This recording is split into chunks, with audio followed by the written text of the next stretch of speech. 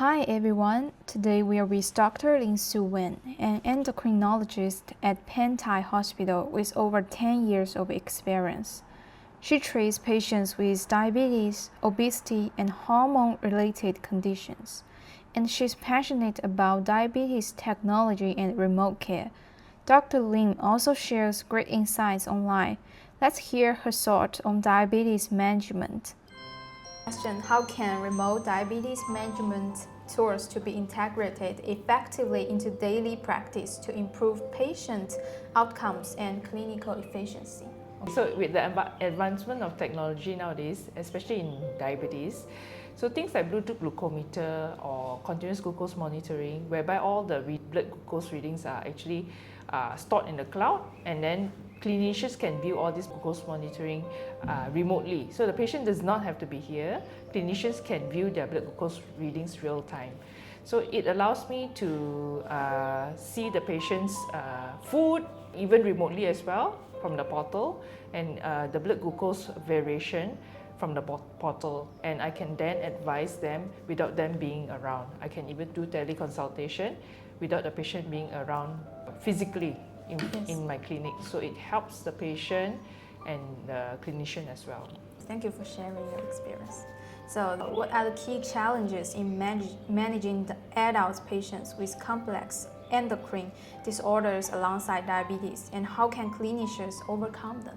So diabetes patients don't only come with diabetes, so they come with high blood pressure, high cholesterol, and some diabetic complications, commonly diabetic eye disease, stroke, heart disease. So all these will complicate the management, but our role as clinicians, we have to tease each issue one by one. So Yes. then each condition needs to be managed appropriately, but all this will differ from patient to patient. So we need to understand the patient's lifestyle, we need to understand the patient's occupation, day-to-day lifestyle. All this matters in terms of management of patient. Yes. Yeah, so as clinicians, we need to really interview the patient, each aspect of their lives, in order to manage them well. In hospital or outpatient settings, what strategies for patient education on insulin pumps and CGM have proven most effective in improving the adherence and glycemic control? So we tell them the patient needs to be empowered on the knowledge of their own disease. So how the disease is diagnosed, what are the implications if they do not adhere to our medication or adhere to monitoring. They need to know all this knowledge. If we just tell them they have diabetes, of course, they won't know how to manage their own problems. But they need to know what causes this, what makes it worse, and how to monitor their blood sugar reading. Mm-hmm. So with the advancement of technology like CGM nowadays, whereby the sensor can tell them their blood glucose readings. Sometimes each minute or each 3 minutes, every 5 minutes, they'll know their sugar reading based on what the food they eat, what are their activities. These are important information that they need to know.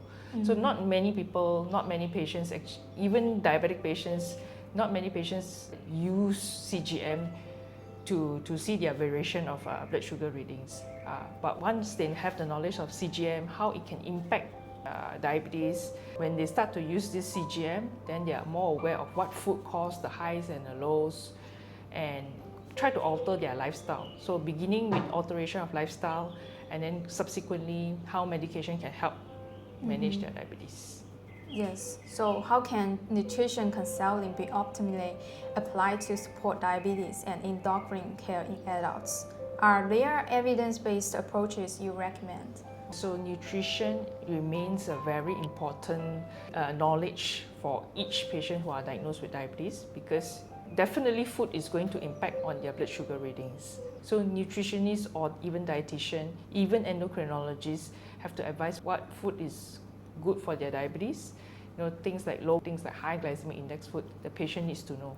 Otherwise, then the patient does not know anything, they're going to eat anything and whatever they wish, and then the sugar is going to spike up. So nowadays, even with AI, there are already some platforms that can track carbohydrate counting using apps. They don't even have to input manually. They just take a picture, the app can tell them how much carbohydrate this contains. Of course, with advancement, then it becomes more and more accurate. Yes, Yeah. that's true. The next question is that, can you share a clinical case where diabetes technologies such as CGM or insulin pumps lead to significant improvement in glycemic control and patient quality of life? So CGM, although we say it's a form of technology whereby maybe some older patients may not be able to use CGM, but I have a patient who's 80 years old. Of course, his helper helps him with the CGM. So he's attached with a Bluetooth CGM.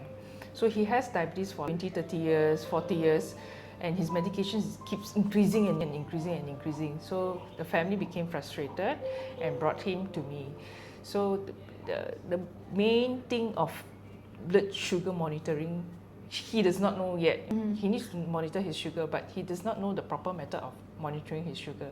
So by just installing a CGM for him, of course with the help of the family members and, Yes. the helper, then to track his sugar from the phone, right? This he requires a bit of help because it's Bluetooth, right? So just by installing a CGM, he can monitor his sugar from his food intake. Then he knows where is his high blood sugar. It's after this, which kind of food, you see? Whether it's a breakfast, lunch, dinner, where's the problem? And which kind of food can spike his sugar, lowers his sugar. Then he knows where the problem is and try to avoid all this kind of food. So he continued to wear CGM maybe for 2 times. So in the span of 1 month, then he is aware of what food is good for him, what food is not good for him. And at the end of the day, because he has diabetes for so long, right? Then now, despite advice from previous clinicians to tell him you need insulin, he does not agree. But when he sees his sugar spike, now he's on maximum oral hypoglycemic agent. So he is convinced that sometimes he possibly need insulin because his sugar is high. Yes. It's too high. So sometimes when he eats certain food, he needs insulin. So I tell him only certain food cause your sugar to spike. So during this point, then only you need insulin. Other than that, you don't need insulin. So patient understands how actually food affects their sugar, how their sugar fluctuates from time to time, and what medication they actually need.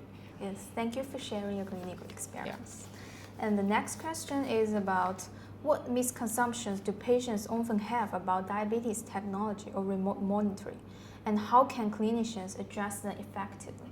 They think that it is expensive. This sensor is stuck to them for 2 weeks. It's expensive.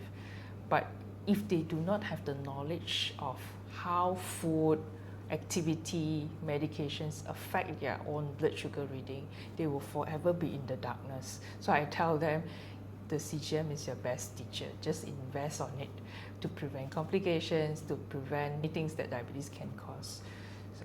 Other misconception would be they are old. This is something hi-fi, then that they may not understand, but actually it's something quite easy. I think everybody nowadays know Bluetooth and have a smartphone. So it's directly connected to the phone or the app through Bluetooth, so it's very easy. And then now with the app that can take picture for their food, they don't even have to input the food into it, or don't even sometimes have to input carbohydrate into it. So technology is actually helping everyone from various ages.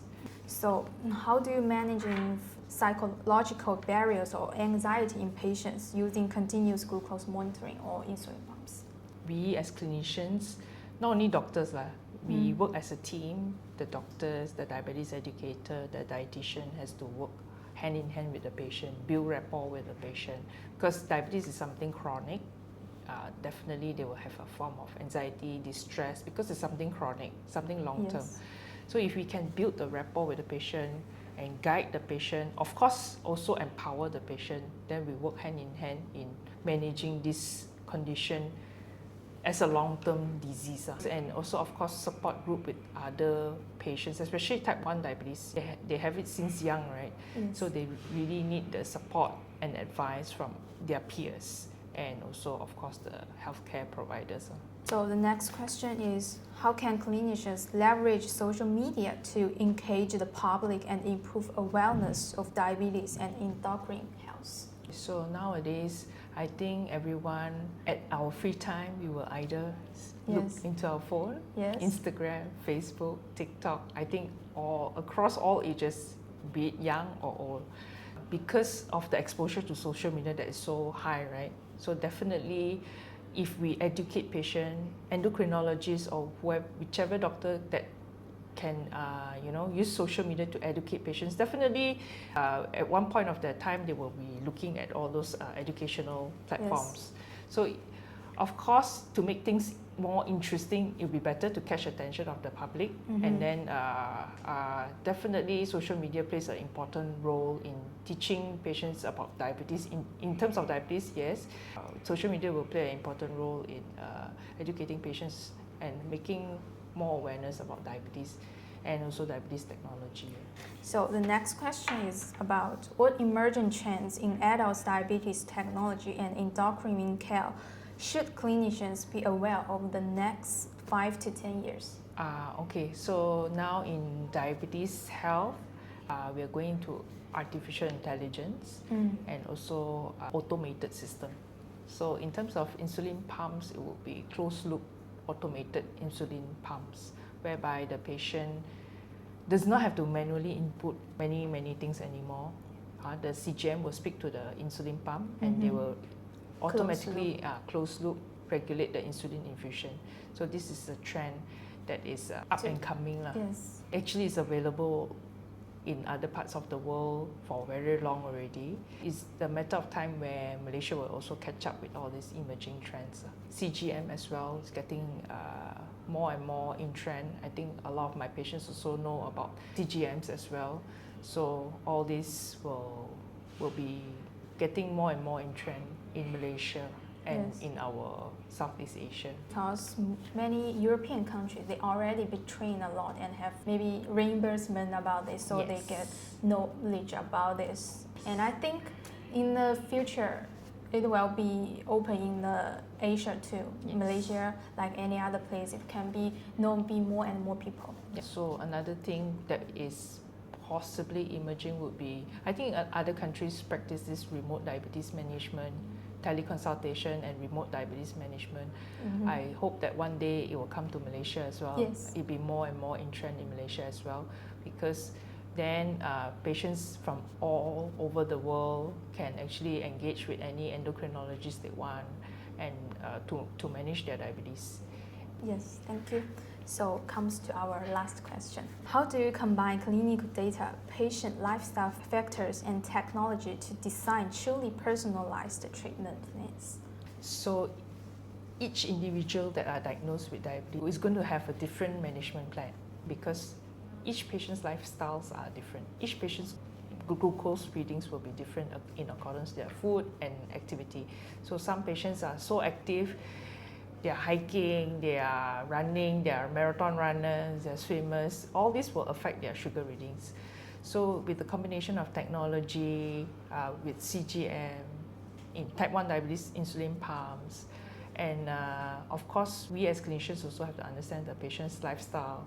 All this will integrate into our management and better our management for diabetic patients. Yes. Thank you for sharing today about answering my questions.